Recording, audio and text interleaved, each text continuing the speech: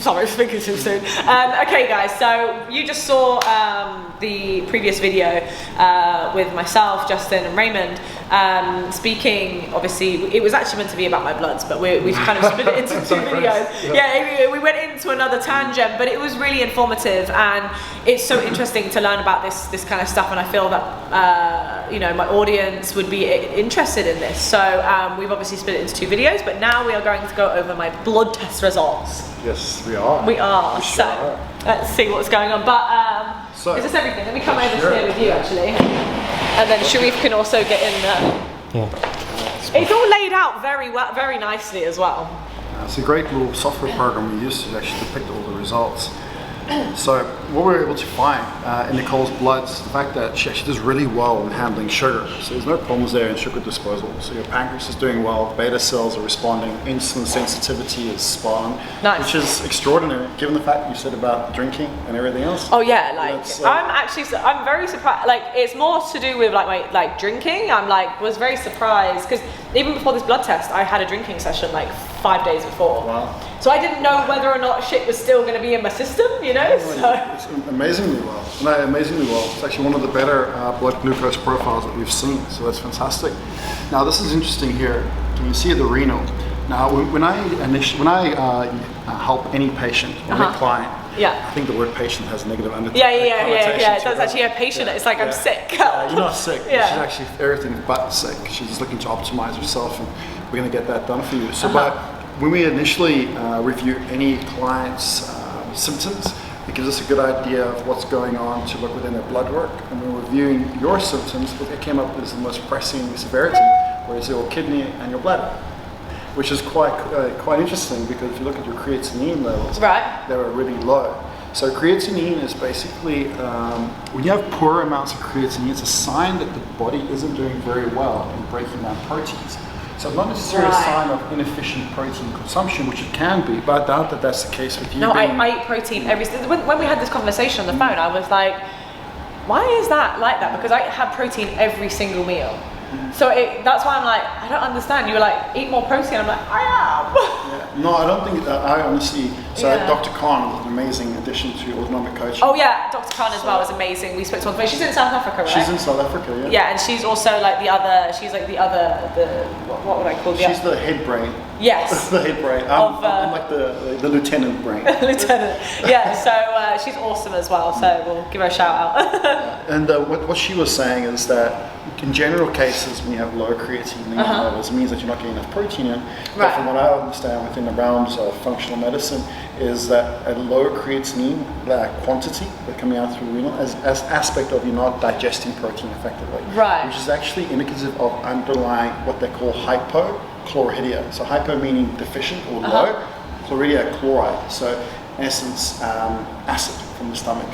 Hydrochloric acid. Hydrochloric acid? Yeah. Ah, okay, so fine. Your stomach's not regulating as to how well it's releasing hydrochloric acid in order to break down and make all the protein, amino acid structures available from the protein that you're consuming. Right, and this is subsequently showing in your kidney function. So it's probably why you're going to the loo more often than you should in the evening if you fall asleep and you're waking up. Oh yeah, I mean, I'm always peeing. The other day, Larry's like, "You've peed so much today." I'm like, "Am I pregnant?" Yeah, which is a good thing that your blood sugar is looking good, because that's one of the signs of early stage diabetes. That's when so you weird, glue as big as you are, but it's more unlikely because of poor capacity to be able to digest proteins and to utilize amino acids in those proteins for beneficial outcomes. Right, got you. So that was the one thing that was coming up. So we're going to be able to address that within the protocol that I've created for you. Nice. Interestingly, when we look at that, your renal blood markers, and we actually pair them up going down here with your enzymes. Look at these. So the enzymes are also looking to be low amylase levels. Is that linked to the creatinine? It can be, yes. It actually is linked to a more poor carbohydrate metabolism and digestion. Okay. So, which can actually compromise the alkaline reactions that occur in the stomach. So to give like a little 101 how digestive processes happen, initially you want to facilitate an acidic response to change and alter the structure of food so that you can instigate a alkaline response into the intestinal tract. If you don't facilitate enough of an acidic response, the food, when it starts to turn around in your stomach, that's called chyme, and when it creates like a little ball, it's called bolus, right? So that bolus that gets produced from the food being chimed into your stomach, if it isn't acidic enough, the subsequent reactions of other hormonal sequences don't take place in the way they should. Wow. And then what happens is that chime is still acidic, but not as acidic to instigate the hormone release. It goes into your intestinal tract, and all of a sudden, your intestinal tract, being highly sensitive and laid out with nerves, goes mad. You get bloated, you feel uncomfortable, and then all of a sudden you start to feel certain outcomes of diarrhea or constipation might come from it as well. Right. Irregular bowel movements are the biggest thing that come from it too. Right. But what's the biggest impact that it has on organ function is that it depletes the exocrine functionality of your pancreas. So your endocrine, which is like there's two major compartments. So the endocrine is where the hormones are produced, and the exocrine is where all the enzymes and bicarbonates produced. Right. So your exocrine pancreas has taken such a huge knock, right, trying to contend with unmetabolized or poorly metabolized, not unmetabolized, poorly metabolized protein structures. Right. And this is also instigating likelihood of you having what they call intestinal hyperpermeability. So what you had mentioned in the past when you sorted out your gut, this is one factor that is that's preventing you from getting full rejuvenation of your gut. So there could be something internally in my gut, because we're going to do a stool test as well, right? Yeah, we are. So, and organic acids and the stool. But organic acids, I feel like stool gives you a lot more precise outcomes to like species of parasites and bacteria. But organic acids are amazing, because organic acids, I get so excited about organic acids. So it's really facing it up, all metabolites that come from different pathways, different metabolic pathways. Okay. So bacteria have pathways, neurotransmitters have pathways, your energy pathways. Both of that is through stool testing? And urinalysis as well. Oh, so I've got to send off my wee? Yes, you've got to send your wee off. You got to send your wee off. Nice. There's a lot of information on wee. When I did my stool test last time, it was probably again in like 2016, 17. I had 2 fungi infections and a yeast infection in my gut. Okay. And there was 0 lactobacillus as well. So I went on like a gut cleanse. I had to do like take probiotics for 2 weeks, then go on a gut cleanse with but all like herbal, natural, no antibiotics or anything like that, and then also be probiotics. And I was on this huge protocol with another functional medicine doctor as well. So I did that, and it was crazy because I suffered from really bad anxiety back in the day, and the one thing that disappeared was that cloud of anxiety. Yeah. It was mad, and I remember when I was also doing it, I just remember that was the biggest thing that went for me, was also anxiety, and then I started to look into it more and realised that actually anxiety can stem from a bad gut, right? It can, it can. So the biggest reason why it does is, so the balance between lactobacillus and bifidobacteria is very important. Yeah. So lactobacillus really helps the immunoglobulin reaction in the gut, whereas your bifidobacteria helps the conversion of B vitamins, methylators, methyl donors. So if you don't have, if you have an excessive abundance of bifidobacteria, it can actually also compromise how active that bifidobacteria is in actually biologically transforming B vitamins to be able to support neurotransmitters and brain health. Right. Okay. Yeah, so this is why an imbalanced flora, but this is where most go wrong, is they try to contend just with the gut, and they say all things stem from the gut. And within the hierarchy in functional medicine, your upper GI, small intestine, liver, gallbladder, those are on the higher echelon of importance. However, what most people forget to acknowledge is it can go both ways. So if you have a compromised thyroid activity, which you don't have, thank God for that, which became your actual thyroid looks looking great. But if you have a compromised thyroid activity, as one example, it can really impair how your bile function, how your gallbladder is functioning in the release of bile, or how your liver is functioning in the production of bile as well. Right. So it's not a question of just fixing up the flora. You can giving a probiotic to a person can sometimes be like a drop in a huge pond. It really doesn't necessarily mean it's going to have an ongoing facilitated change. That's interesting, right. So you need to work, I believe, that we need to address supporting the organs that feed that pond. Okay. Right? And that's the liver, the gallbladder, and the pancreas and the stomach. Mm-hmm. If you support those organs and you get them to the point where they're more functional before putting in probiotics into the system, you can have a much better outcome. and a much more long-lasting outcome than putting expensive probiotics in and hoping it's going to fix the problem. Awesome. Yeah. So that was quite interesting to look at your bloods from that perspective, and to see that you had a low amylase level, because this is also a reason as to why your acidity is not reaching the point where it should do in the gut, because in essence you're having a lot of undigested carbohydrates reaching the stomach. And a lot of undigested carbohydrates causing a likelihood of yeast overgrowth in the small intestine. And this is all compromising. So would you predict that I probably got some sort of yeast, do you think? Yeah, I mean, I would definitely, when we get the organic acids, I wouldn't be surprised. Yeah, that's what I mean. Yeah, you wouldn't be surprised. Oh, that's interesting. Nice. I mean, my bowel movements, I go to the toilet every single day. Maybe like 3 times a day in the morning. And the only time I don't is when I'm ovulating. Yeah. I don't, because I don't know why. But going to the loo also more than twice a day, if you're going like 3 times in a day, it's actually a sign of incomplete bowel evacuation. And that's, so that's very important that Please evacuate my asshole. well, I do so. You know. Okay. Yeah, so. That's interesting. I thought it was healthy. No, like, to be honest, going to loo more than twice a day is actually not a sign of good health. It's a sign of impaired motility rates because of poor hydration in the large intestine. Oh, wow, okay. One of the biggest reasons that instigates poor hydration in the large intestine is insufficient bile. Production of bile. Now, bile is the thing that changes the colour, right? Yeah, yes, exactly. Yeah, your ability. Oh, you know, good. Yeah, it gives the color. It actually gives color to feces. That's one of the That's like, I've done my little research. Yeah, very good. How fast that one? That's really good. Don't leave me hanging here. Yeah. Imagine I'm just sitting in the camera. I'm as camera shy as it is. Like, you just jump out the window.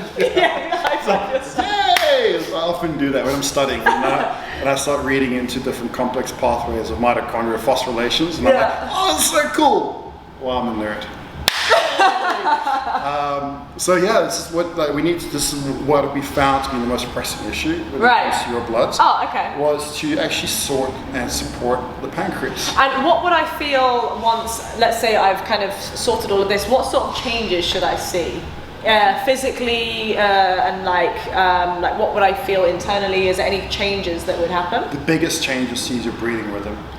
Oh, because you said about carbon dioxide. Because by the way, apparently I don't take deep breaths, and I realise that I am always like this all the time. Yeah, I walk up the stairs, I'm out of breath. Or you take excessive. You either don't take. Dr. Khan kind of worded it a little incorrectly. It's not that you don't take deep breaths; it's that the fact that you're always gasping for air. So you're not breathing at the right cadence. Yeah. Your cadence of breath is a little bit off. And then, I don't know if you got that link for the blackout mask. There's actually a real cool mask they're advertising massively on Instagram. Maybe a good shout out to get the promotion for it. It's called the blackout mask. Yeah. It's amazing because they've got audio tutorials to take you through breathing routines. It's about $190 or so. So it's not expensive for what it is. And it's really good. Like I haven't used it yet, unfortunately. So is this like a COVID mask or? No. An actual mask you put over your eyes. It's got an audio system in the mask itself, so it literally blocks out any noise. Oh wow! But it focuses on breathing. I didn't even realize how important. I thought breathing just like I was like just fine, you know. But it turns out there's a rhythm. Yeah. But I have to follow. You know what? Even just changing the rhythm of your breathing. I always get tongue-tied. Can actually change how well your mitochondria use fat in a state of rest. Okay. But even my watch tells me to breathe, because when it notices that you're not breathing, it'll remind me, and it reminds me like, just breathe. Yeah. I'm like, oh yeah, okay, I'll breathe.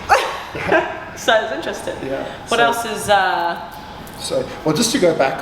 Just to go back, and this is so important around breathing, is just by changing the rate which you breathe. So most people, people should be burning about 93%, between 86 and 93% of fat in a state of rest, because we have far more energy supply in our fat stores than we do in glycogen. But when we hyperventilate, or when we don't have the right cadence of breath, that ratio goes into favor of burning carbohydrates in a state of rest. Right. What this does, it takes away from the opportunity to be able to perform at your maximum in the gym, firstly, because you are, in essence, you're putting yourself into third gear, right, when you don't need to be. And you're trying to rev that engine up a hill, not building up enough revs. Right? There's enough power. But if you're in first gear burning fat and you're calm, the car is not going to go at its maximum speed, but it's to be able to shift the gears when you need it to go faster. Right. I love these analogies. So that's kind of what's happening at the moment is with your breathing rate is that you're putting yourself into third gear, not first gear. Right. And when you try to shift, you only have the 2 other gears to go to, which puts you into a burnout mode. Wow. And this is one of the reasons to why your female sex hormones are deficient. Oh yes, we will get onto this one. My lady parts are not working properly. Or ovaries need a little bit of help. My ovaries need help. A little bit of help. But do you think that, like, does that mean that at the moment I'm not fertile, or I don't plan to have kids right now? But obviously, when I'm like 30 onwards, I want to start popping it out, The rate of your fertility is low. Okay. Based on your bloods, I mean, we haven't done a fertility test. Do you think it's wise to do one? Well, if you want to have children, I think at this point it's wise to continue to do bloods to see what the hormones are and how they react. Yeah. If you're wanting to have children, definitely you want to take it further, because that's when we refer on to specialists and gynecologists in that field. So I always think, if you don't know something, don't blag it. Always refer on. Yeah. When it comes to what we understand, this is very much on the surface level of what's being depicted. Right. It's not definitive by any means. Like there are certain components of it that are definitive. When it comes to fertility, it's such a complex subject, and it's so, like you asked me before, it doesn't mean you can't have children if you take anabolic steroids.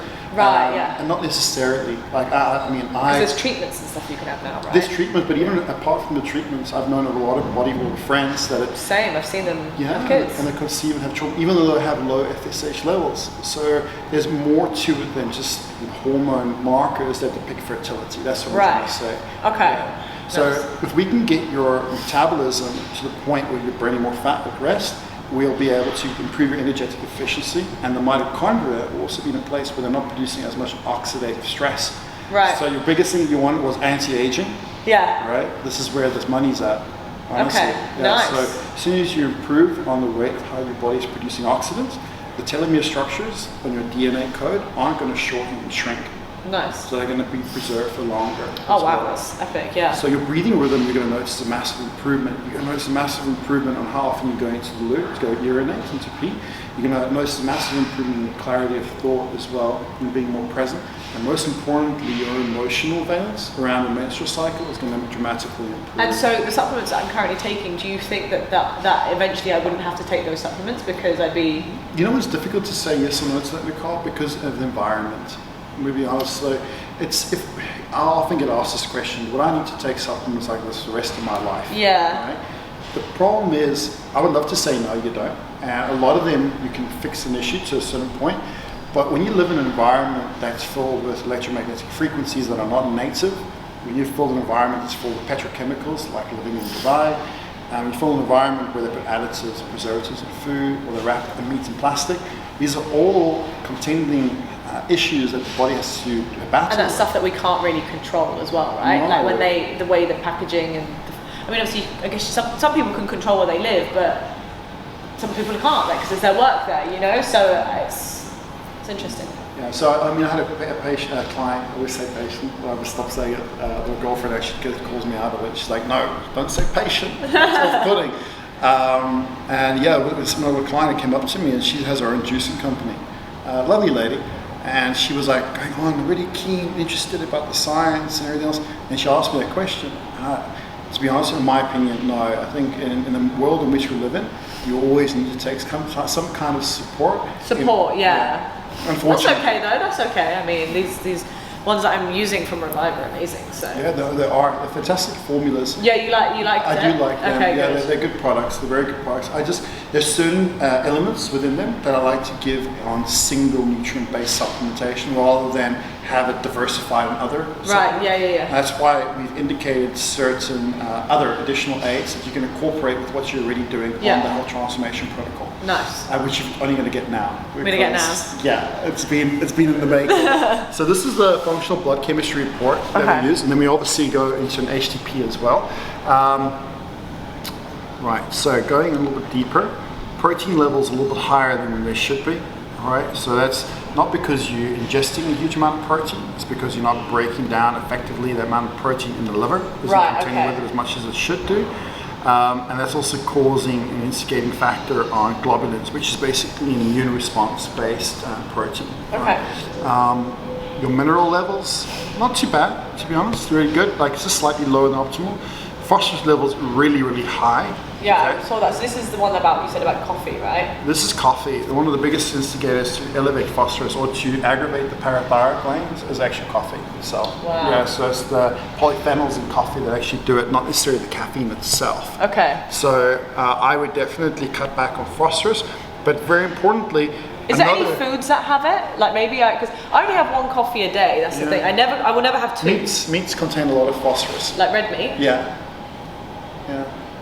Interesting. So that's, but I don't think, to be honest with you, I don't think it's from your consumption of meat. And if it's not from the consumption of coffee, it is likely to be a deficiency of thiamine, because this can also aggravate the parathyroids to have an imbalanced gradient release of calcium or phosphorus as well. So if we get your body more thiamine, which ties in with the mitochondria as well, because it's one of the most needed nutrients for the thyroid, that's going to upregulate how your parathyroids are actually utilizing minerals. Okay, nice.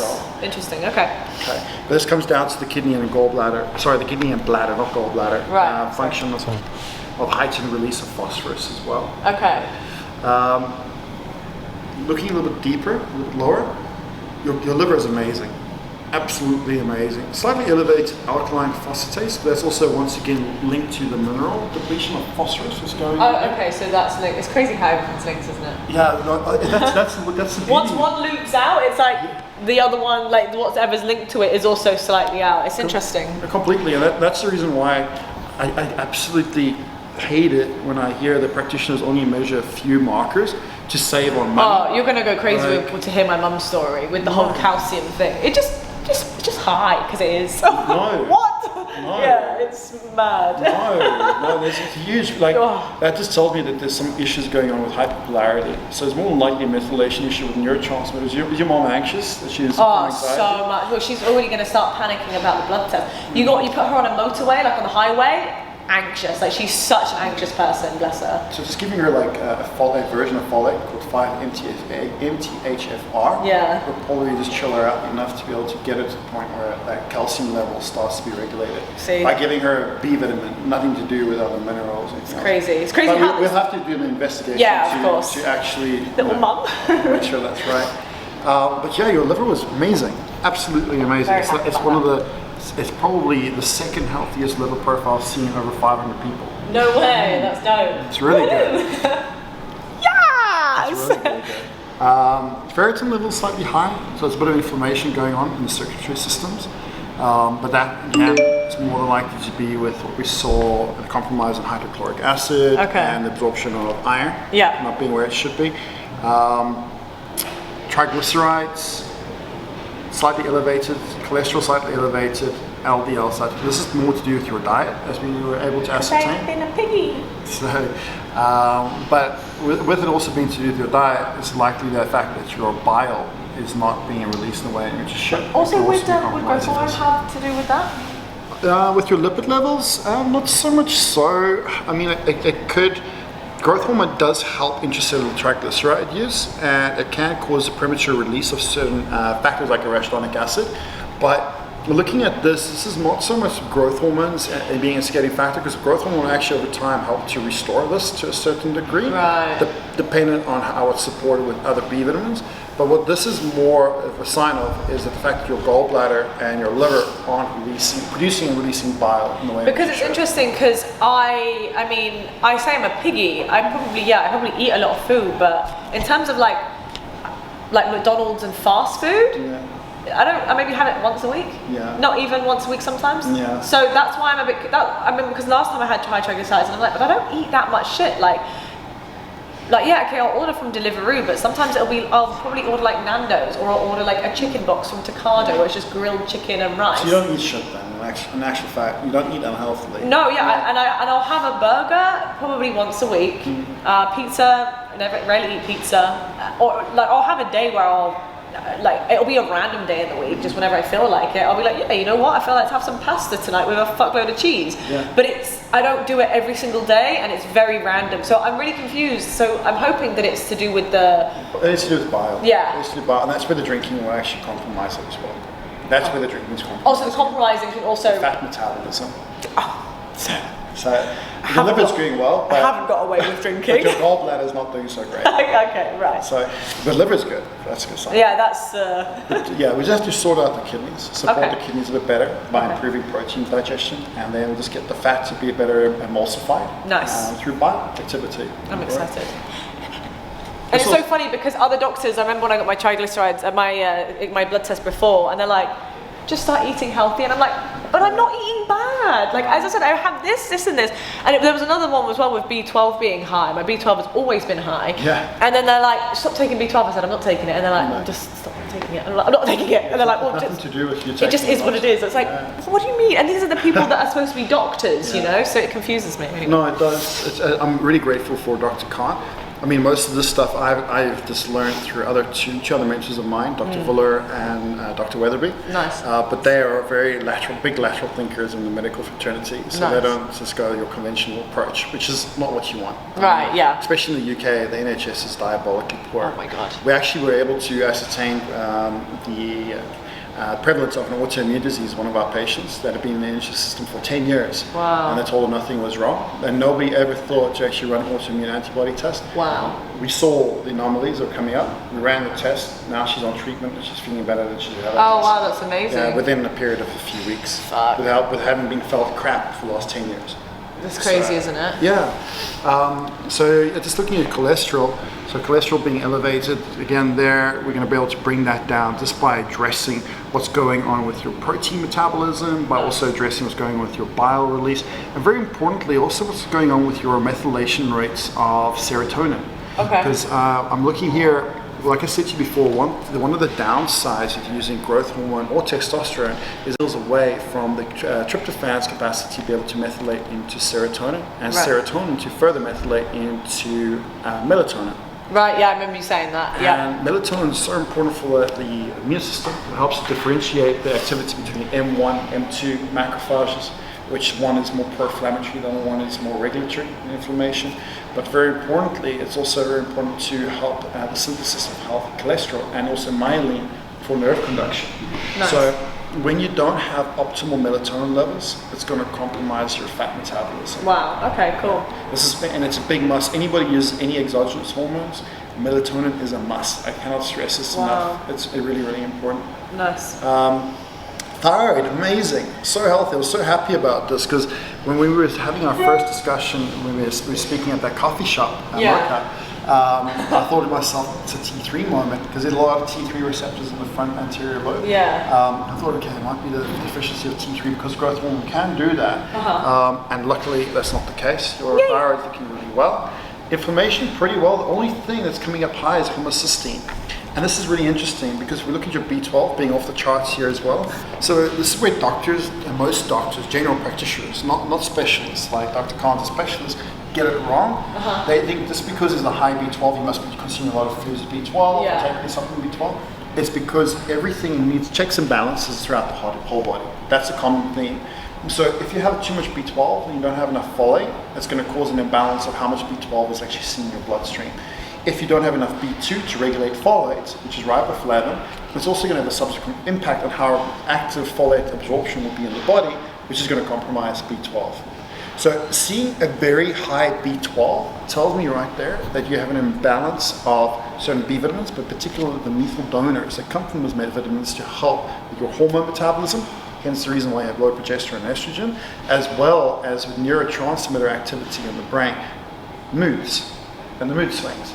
If any doctor is watching this, take note, please. So we're going to be able to compose mood swings just by giving you the right B vitamins. Honestly, just by, apart from everything else regarding your intervention strategies, by giving the benfatothiamine and the methyl care, which has got your B6, your folate, B9, and B12 in it, you're going to feel a million times better. Wow. It's going to take a few weeks to kick in. But you know, it's funny. Sorry to interrupt. It's funny because I already am like a very happy, like yay kind of person. So it's gonna be like ecstasy. Amazing. Ecstasy. What's ecstasy? Yeah. No, I'm joking. Yeah. Nice. Looking forward to seeing that outcome. Yeah, me too. I'm gonna have to ask you to donate some my way as well.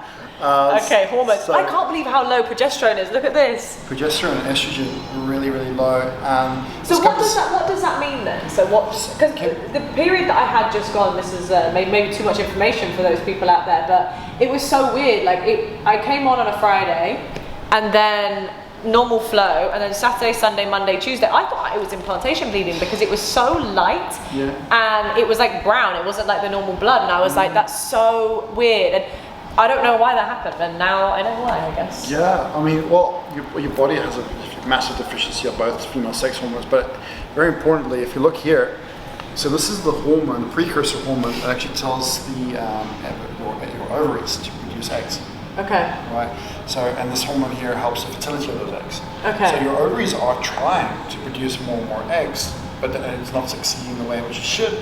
And we can see here by the rate of estrogen and progesterone. Now, a lot of women will ask, well, does it matter that we took this around the time that we were menstruating or not menstruating? Yes, it does to a certain degree, but it matters in relation to the other hormones. Now, if you look at your other hormones are relatively in good stead, and these are still heavily depleted, what you would have is you would have either an increase or decrease of these two hormones in line with DHEA, in line with cortisol, and also in line with testosterone. Right, okay. So because there's a complete deficiency, regardless of the state of your menstrual cycle happening, you might have been slightly below optimal if it were to be a case that you're going through a certain phase in your menstrual cycle, either the luteal or follicular phase, right? And either progesterone or estrogen. I did this on the 4th day of my period. Right.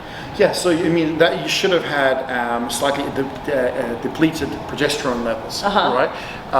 But not to the point where it's like flat. no, definitely. And your estrogen levels should have been a lot higher as well, if that were the case. Right, and they're not at all. Wow. So this is basically a sign that the ovaries aren't doing what they should, and it's compromising your adrenals as well. Right, okay. Because now your adrenals are taking over the role of producing a lot of the sex hormones, which is what they can do in support of the ovaries. This is what women that go through menopause suffer from, is the fact that their ovaries don't produce their sex hormones the way they should. So the adrenal glands, which normally only responsible for about 30% of the hormone equation, become responsible for 100%. Wow. So, and stress, anxiety, and also neuroprotective androgens that get produced from the adrenals start to decline, and you start having issues there with cognition as well. Wow, interesting. Yeah. So we're going to be able to get that better by just addressing what's going on in your blood lipid profile and improving your cholesterol metabolism and your HDL metabolism too. Looking a little bit deeper, testosterone, great. Parathyroid hormone, which I'm really happy about, that's looking good. So it's actually more to the reason why your phosphorus levels were as high as it was more to do with a nutrient deficiency. Because I was worried that it could have been an actual hormonal problem with the gland itself. Right, oh, okay, right. That's not the case. Nice. So your gland's healthy, it's just that your gland is overactive because of the nutrient deficiency of thiamine. Right, and okay. Thiamine is massively depleted when you drink alcohol. Okay, so it's one of the things you've got to just take into consideration with thiamine. But we've got thiamine that's been recommended for you on your health transformation program. Nice, okay. Going into your complete blood count, really good. Only thing is here, your corpuscle volume of your red blood cells. So it's basically the size of your red blood cells. Sorry, the quantity of your red blood cells. Right. There's too many of them. Okay. And the reason why is because there isn't enough B12. Sorry, folate, not B12. You have enough B12. Enough folate to be able to support creating the right size of the actual blood cell itself. So it's creating a lot more than what it should. Okay. The volume of it's increasing, but the size isn't there to keep up with the volume. Looking at your white blood cell concentration, amazing, really good. Total white blood cells slightly low, but we bring that right up in no time at all, nothing bad at all. The ratio between lymphocytes and neutrophils is a little bit uncontended, so you really want this to be a little bit higher for neutrophils than for lymphocytes, just to enable the innate immune system, the capacity to deal with any type of viruses. This here is more likely to be indicative of vitamin D deficiency. Okay. And I think that was the end over here. And we looked at your vitamin D. I think it was in your other bloods as well that came in after we had done this report. It was done in this report here. So it's slightly below optimal. It's not really, really too low, but we can actually push this up quite considerably to just the slightly above optimal range to help detoxification processes. Okay, cool. Okay, and we need that right now as well. Okay, so moving forward now then, what's the protocol that you've put together so we can Amazing. So, we can tell everyone, and then he's going to get onto Larry's bloods. Ooh. What time are you speaking to my mum tonight, right? Yeah, in 23 minutes. No, it's at 2:30 p.m. England time. What time is it now in England? I think it's at 6:30. Yeah, maybe 6:30. Oh, there you go. You've got enough time, right? With Yeah. Oh, it is 6:30. You're right. It's not 6. 6:30. Yeah, I'm looking forward to that. Oh, me too. You have to let me know how. Are these the reports these are the... Oh, okay, this is the reports now. I've just received them. No, those are just the estimates on the quotes for nutraceuticals. Oh, okay. They automatically send them out, but there's all different phases because there's 3 phases that we're going to... I think the report should be there though. Yeah, the first one, in the Google Drive. That's your report. Let's see here, but I'm going to pull it up over here so you can see. Very reasonable pricing as well, by the way. To be honest with you, what they haven't done, I can see there now, they haven't given you your discounted price. Oh, they haven't? Oh, no, Jesus. Well, so don't pay that. Don't pay that. No, you get a discounted price. Will I pay that with the pay link that you guys give me, yeah? Yeah, nice. They'll sort you out. Your family, so you get family rates. I've got family rates. You get family, family. No one else, only me. We aren't actually family. They make me feel guilty. They'll ask. Can I have family rates? No. I'm a softie when it comes to that. So Put them in charge of me. I'm going to put exactly. You're in charge, Nicole. Nicole? No. No. Okay, so what I've done here, so this is all basically the highlights of what we've just gone over. Okay. We'll fill in the IgG once those reports come back. We'll fill in the DNA methylation once it comes back. Okay. The comprehensive store, we're doing all of that. Is this what I've just received now, right? You just received okay, fine. No. Did you see those packages from Great Plains from the States? It should be like testing packages. No, I haven't. No, I meant this thing. Oh no, yeah, this is the form you just received. But there's certain parts of it need to be filled in once you receive the other tests. And you'll probably build up in your protocol once we do as well. Okay, perfect. But I don't like people waiting around and getting started, so I really want to get you going. I agree. So the foundation part of your transformation is you're pretty much just going to follow a high-fat, low-carbohydrate diet, and you're going to follow an intermittent fasting protocol behind that. Interesting, okay. The reason for this is to help with the bile efficiency. Okay. But also to help... Low carb meaning... not no carb, just lower carb. So is this my calorie intake? Yeah. Because right now I'm on like 2,500. I don't want to lose weight. Yeah. And this is only going to be for the first 4 weeks. Afterwards you're going to go up. So the reason why we're keeping it lower at this point is because I'm going to be starving. Because I have about 2,000 to 3,000 calories at the moment. So what we're going to do as well, you know your biometric feedback that you got to submit every day? What? You don't know about that yet? No. Okay, so part of the, so good we hear, touch base on it, part of the whole coaching service, there's 3 biometrics that you need to give us feedback on. Glucose in the morning, resting pulse rate, and temperature.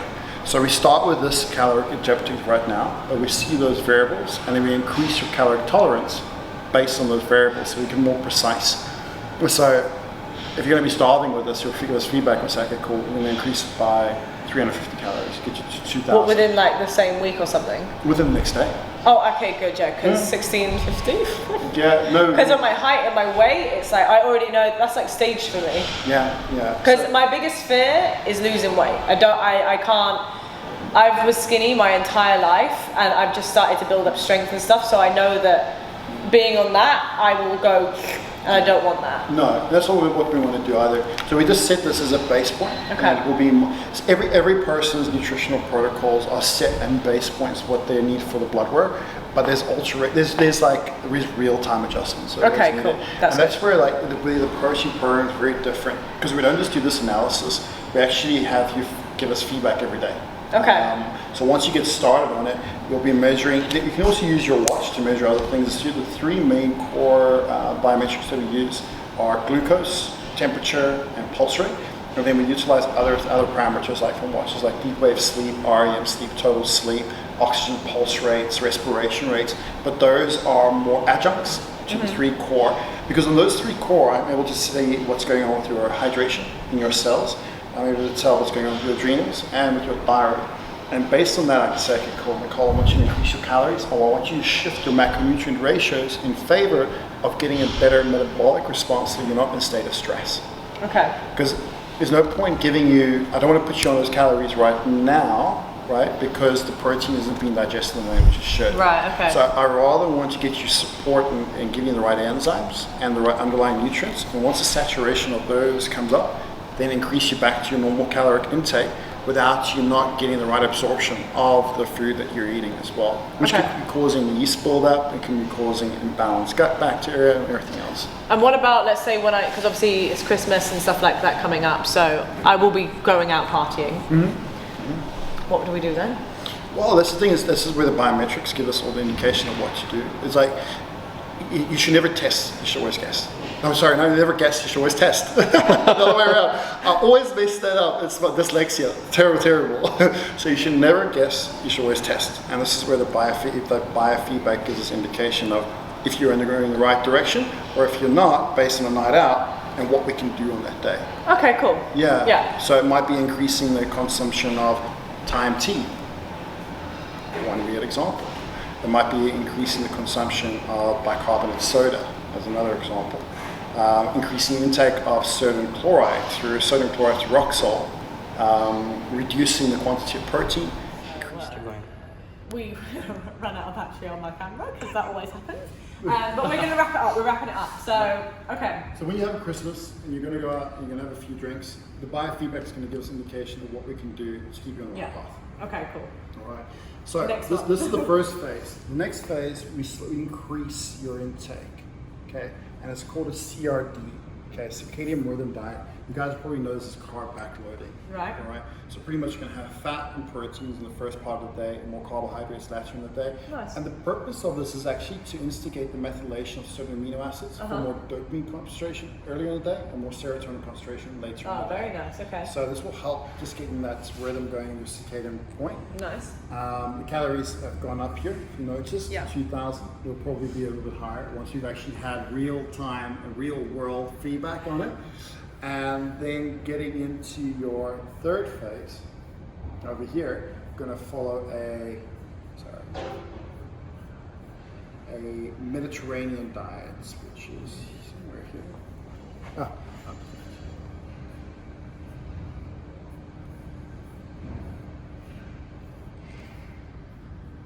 So during the maintenance phase, we're going to follow a Mediterranean diet.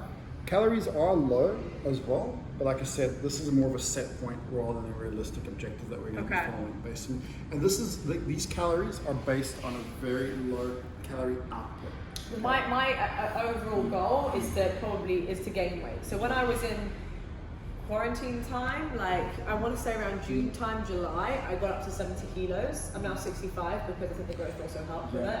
Plus, I'm more active obviously than when we were in lockdown. So my goal is actually to gain weight. My goal is to get you to having 4,500 calories a day, which is what I've done with my other female patient of mine a few years back. It was very similar build and profile to what we have. Patient, I said client. Client, sorry, another client of mine. And she came to me with very similar profile, but I had to initially reduce her calories before I could push it up. And the reason for that is I need to get your organs to a point where they can actually handle breaking them down. Right. But I always say to you, Nicole, eat 2,500 calories, which you're eating now, 3,000 calories. But right now we can see on the blood work, your body's not utilizing the proteins properly. Right. And it's instigating. So even if I'm eating 2,500 calories, I ain't doing shit anyway, right? No, it's more than likely to be doing you harm because you're not breaking down those protein structures, and you're also causing the exocrine pancreas to be compromised and trying to digest and assimilate all that food. Oh, interesting. Yeah. All right, next one, because otherwise my phone's going to run out of this. And then last point over here, we got the nutraceutical intervention. Right down at the bottom. Okay, phase 1, Slank. So Slank is a peptide that was produced by the Russians during the Soviet Union. Russia! And I'll tell you what, the Russians came out with the most advanced peptides during that time. It's unbelievable. Slank's going to help the gradient between GABA and glutamate in the brain. So this is also going to subsequently help on bile efficiency. Okay, nice. Melatonin, as mentioned before, help with hyperlipidemia. BPC 157 to help with underlying intestinal hyperpermeability that you're exhibiting at the moment. Vitamin D and K, because not that you need a lot of it, but we want to support its intake when we're taking our other folates and what have you that are coming into the program. Bioester cream, okay, so it's a bioidentical hormonal cream. It's not going to create a saturation point like synthetic hormones, but it's going to be able to support your body to not have the negative outcomes of low estrogen and low progesterone. DHEA to help for neuroprotective elements, but also to help cytokine management, so you have better fat metabolism. Folate Pro, which is biologically simple folate, is going to help once again with your B12 and methylation. Beta-thiamine is going to help with your digestion, but it's also going to help with mitochondria. Spectrazyme is going to help with the pancreas, which we saw falling short. NAD is going to help the mitochondria again, and this form of magnesium aspartate. I'm sure you've heard of this, but magnesium aspartate, you have it? No, I haven't had it. I heard of it. It's an amazing magnesium because it's probably the best to re-establish the integrity within the tight junctions of the gut. Nice. So that's phase one. A lot more in phase one as we go along. The quest of this, or the point of this, is not to keep you on 11 different things, but to bring it down. Right? Yeah. We don't want you rattling around like a pharmacy. But a lot of these, the reason why there's so many is because a lot of them are single agent nutraceuticals rather than giving you multi ingredient nutraceuticals, because the absorption of them is much higher, and also the quantity of those compounds in those nutraceuticals is much higher too. The second phase we can introduce Salank again, melatonin, vitamin D, cream. But now we just cut out the BPC. Okay. Right. At this point, we won't need as much anymore, and we don't need the magnesium aspartate anymore. Okay. Going into the final phase over here. Once again, just bringing it down, taking out the NAD, no longer needed, and you'll be taking these three major ones, possibly for the next lot of bloods, and we do it again in 9 weeks' time, and we reevaluate and redirect what your health transformation protocol needs to be. Okay, awesome. But we'll see what happens with the organic acids and the other tests. Awesome. As well. Yeah. That sums it up pretty much. Oh, there we go. So we had to kind of rush that one because I'm using my phone, and my phone's like always like storage full. Free your storage, and I'm like, I freed it. What more do you want? So I'm excited. I'm actually very excited. Yeah, so it seems overwhelming, like for people that will come, like for my mum, for example, she's gonna be so overwhelmed with this, but when you actually do it, it's really not overwhelming at all. Like as long as you just follow it, you give yourself a system, set reminders on your phone to do that, get yourself either a chef or like a food delivery service that can make the food for you. It's actually extremely straightforward. And another most important one, which people don't do in general life, is communicate. So as long as you communicate, I think that's the best thing for us. So and that's where the coaching program is so valuable, because one of the requirements for you as a client or patient is to actually fill in your biometrics every day. Yeah. So can you need to message me what are the thing that I need to get in? I will do. Because I didn't realize that. That's my blood test. My blood glucose, I mean. I will do. Awesome. Well, please follow Justin. I will also be putting his Instagram handle. And please reach out to him if you are interested. Because by the way, for those that can't always afford bloods, because sometimes this is out of the reach of general pop, we just developed an app. It's a symptoms-based app. So it's 370 odd questions. Oh, I filled it out, by the way. But did you? I actually did. Oh, very cool. I did. Very I cool. filled it out. It was cool. So it took us about 7 months to produce. Wow. So thank you for filling it out. So I was cool there for a second. Well, maybe I was a bad joke, but I don't know. Anyway, I'll try to be. So with the app, it's going to give a lot of people out there that don't have the financial means to access bloods a really good directive as to where they should be changing elements in their lifestyle, elements within their diet, but also what type of nutraceuticals or supplements would be best suited for them given their ailment status. It's not as unequivocal as bloods are, but it still gives far more better direction than 100%. going to the guy in the gym. Or going to Google. Yeah. Because that's what I do. And it says, you're dying, and I'm like, oh shit, well, they'll figure out fuck then. But no, you're right, rather than going to the average doctor in the gym.